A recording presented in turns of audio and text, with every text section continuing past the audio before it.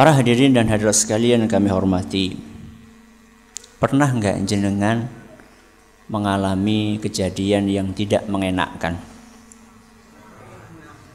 Pernah? Yang tidak pernah angkat tangan. Berarti semuanya pernah mengalami. Semua yang hidup di dunia ini, entah dia laki-laki ataupun perempuan, tua atau muda, beriman atau tidak beriman, agamanya Islam atau dia kafir, semuanya pernah mengalami hal yang tidak mengenakkan. Orang beriman, Ustaz, iya. Orang Islam, Ustaz, iya. Semuanya pernah mengalami hal yang tidak mengenakkan dalam kehidupannya. Terus apa bedanya antara orang yang beriman dengan yang tidak beriman? Antara orang yang beragama Islam dengan yang tidak beragama Islam, bedanya apa, Ustaz? Kalau seandainya sama-sama pernah mengalami hal yang tidak mengenakkan, bedanya kalau orang yang tidak beriman selalu mencari kambing hitam. Kalau orang yang beriman mencari kambing putih. Kalau orang yang tidak beriman, dia selalu mencari kambing hitam. Mencari orang lain untuk disalah-salahkan. Bahkan kadang-kadang yang disalahkan itu bukan orang, tapi benda mati. Yang tidak mungkin salah, tidak mungkin benar, wong benda mati. Contoh, ana wong mlaku ndelenger. Kepaduk apa? Watu. Siapa yang disalahkan? Watu. Watu kena ngapa sih nongkrongnya nang kono? Kenapa kok tidak introspeksi diri? Aku kepaduk mergane ndelenger. Matane jelalatan. Kan seharusnya seperti itu. Di dalam Al-Quran, Allah Subhanahu wa ta'ala mengingatkan surat Al-Anfal ayat 53. Surat apa? Al-Anfal ayat 53. Dzalika bi anna Allaha lam yakum mughayyiran ni'matan an'amaha ala qaumin hatta yughayyiru ma bi anfusihim. Ketahuilah, Allah itu tidak akan pernah merubah sebuah kenikmatan yang sudah Allah karuniakan kepada seseorang sampai dia sendiri yang merubah kenikmatan tersebut. Allah tidak akan pernah mengubah sebuah kenikmatan yang sudah Allah berikan kepada seseorang sampai dia sendiri yang mengubahnya. Orang itu tidak akan berubah dari bahagia menjadi sedih kalau dia yang tidak mengubah kebahagiaan itu sendiri. Orang itu tidak akan mengubah rizkinya yang lancar berubah menjadi seret kecuali dia sendiri yang mengubahnya. Dengan apa? Dengan dosa-dosa yang dia lakukan. Makanya perhatikan bangsa Ad, bangsa Tsamud, dan bangsa-bangsa lainnya yang dahulunya mereka kaya raya, hidupnya makmur sentosa, negerinya baldatun thayyibatun wa rabbun ghafur. Kenapa berubah? Hidup mereka menjadi sengsara, bahkan negeri mereka musnah, yang tersisa hanya bangunan-bangunan puing-puing. karena mereka mengubah karunia itu dengan dosa-dosa dan kekufuran mereka. Maka orang yang punya hobi suka mencari kambing hitam tidak akan pernah berubah hidupnya menjadi lebih baik. Karena selalu yang salah orang lain bukan diri sendiri. Yang sudah nikah angkat tangan. Oh, banyak. Ya. Yang belum nikah sedikit. Berarti yang belum nikah di sini minoritas. Ketika seseorang baru nikah, bahagia? Bahagia. Apa bahagianya Ustaz? Yo biasane pagi-pagi ya plonga-plongo. Setelah menikah sudah ada wedang teh. Mendoan sepiring, ya. Nanti mau berangkat kantor, baju sudah licin disetrikakan, ya. Bukan hanya ketika akan berangkat kantor, ya. Ketika pulang kantor ada yang bukakan pintu dengan senyuman manis sekali. Ya.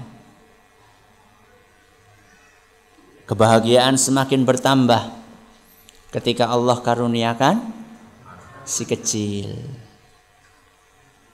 Rumah tambah ceria dengan celotehan si kecil tersebut. Walaupun dia tinggalnya di rumah yang sempit, ngontrak pula.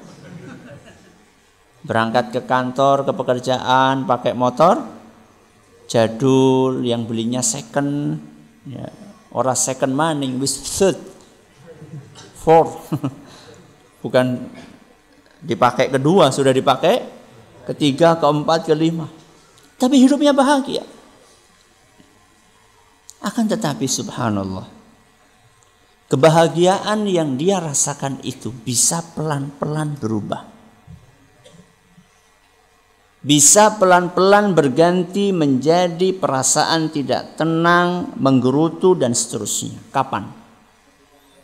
Ketika dia tergoda untuk suka membanding-bandingkan apa yang dia miliki dengan yang dimiliki oleh orang lain. Gimana itu saat prosesnya? Alhamdulillah gaji tambah, bisa beli smartphone. Bisa beli smartphone. HP jadul yang dulu cuma bisa untuk SMS, hanya bisa untuk telepon, sekarang sudah bisa untuk apa-apa macam-macam. Mulailah kesibukan bergeser. Awalnya sih cuma nonton film yang katanya Islami, ya, film yang katanya Islam. Biasanya kan film-film itu akan dipilih artis dan aktornya itu yang cantik-cantik, ganteng-ganteng. Ya. Mulai nonton berita, cuplikan berita-berita politik, berita ini yang presenternya juga cantik-cantik, ganteng-ganteng. Setiap hari itu yang ditonton. Di bawah alam sadar dia, mulai dia membanding-bandingkan. Deneng irunge bojoku ora kaya irunge si A. Mulai. Deneng alise bojoku ora kandel kaya alise si B. Deneng meseme bojoku tidak semanis meseme si C. Deneng kulite bojoku ora putih kaya si D. Begitu terus dia banding-bandingkan. Dahulu dia puas, dia ridho dengan pasangan yang sudah Allah berikan kepada dia. Si suami ridho dengan istrinya, si istri ridho dengan suaminya. Tapi begitu dia mulai membanding-bandingkan dengan orang lain, kebahagiaan itu mulai berkurang. Gak cukup sampai di situ, mulai intens bergaul dengan orang-orang yang penghasilannya lebih tinggi, motornya lebih gres, rumahnya lebih mewah. Mulai dia, dening gajiku kur semene. Padahal dahulu ketika dapat gaji pertama kali jadi guru honorer pira? Ya? 200 dirapel 3 bulan. Begitu naik diterima jadi PNS, langsung berapa gajinya? 1.500.000. Seneng apa ora? Wah, senengnya pol. Naik lagi, naik lagi, naik lagi. Terus golongannya naik, gajinya pun ikut naik. Tapi begitu dia melihat ada orang lain yang gajinya lebih besar, nikmat yang pertama kita rasakan begitu besar itu menjadi kecil. Belum lagi kita melihat, oh, jeneng tanggaku tuku mobil anyar, nyongurung duwe mobil. Penak ya, nek mangkat pengajian ora kudanen, nek nyong mangkat terles kelebes.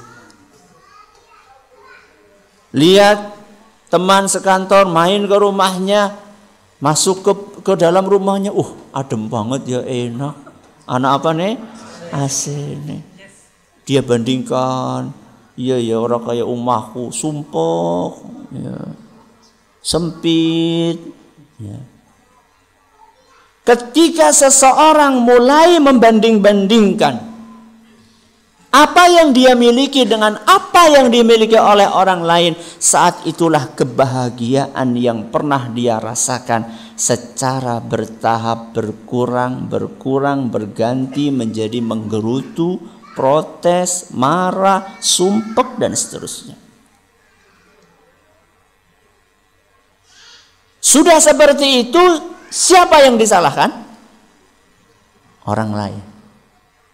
Padahal sebenarnya yang seharusnya introspeksi diri adalah dia sendiri. Allah di dalam Al-Quran surat Thaha ayat 131 sudah mengingatkan kita semuanya, wala tamuddanna ainaika ila ma matta'na bihi azwajan minhum zahratal hayatid dunya. Janganlah engkau terpesona, aja gampang gumunan. Janganlah engkau terpesona dengan kenikmatan-kenikmatan yang Allah berikan kepada para pencinta dunia. Delong ana mobil anyar, wih, padahal anu ngutang. Tanggane tuku kulkas 2 pintu, wih, padahal ngutang. Ya. Deleng tanggane nambah bojo, wih, padahal ngutang.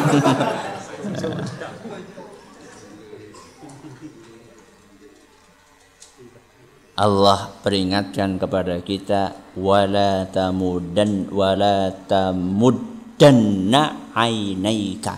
Jangan kalian silau dengan karunia-karunia, kenikmatan-kenikmatan yang Allah berikan kepada manusia-manusia pecinta dunia. Linaftinahum fih. Sesungguhnya kami jadikan itu sebagai ujian bagi manusia. Wa rizqu rabbika khairu wa abqa. Rizki yang Allah berikan untuk kalian itu lebih baik. Apalagi pahala yang Allah sediakan di akhirat itu kekal. Surat apa wau? Toha ayat 131. Maka kita harus mulai menyadari bahwa hidup itu sejatinya adalah bagaimana kita memandang sebuah kehidupan. Mbah kita dahulu memberikan sebuah pitutur luhur, urip kue sawang sinawang. Urip kue sawang sinawang. Mulane aja mung nyawang sing kesawang. Ini pada paham apa lagi? Coba diulangi. Urip kue sawang sinawang. Mulane aja mung nyawang sing kesawang. Apa terjemahannya? Hidup itu hanya masalah melihat dan dilihat. Jadi jangan hanya melihat dari apa yang terlihat. Hidup itu adalah melihat dan dilihat. Kita melihat orang lain seakan-akan bahagia.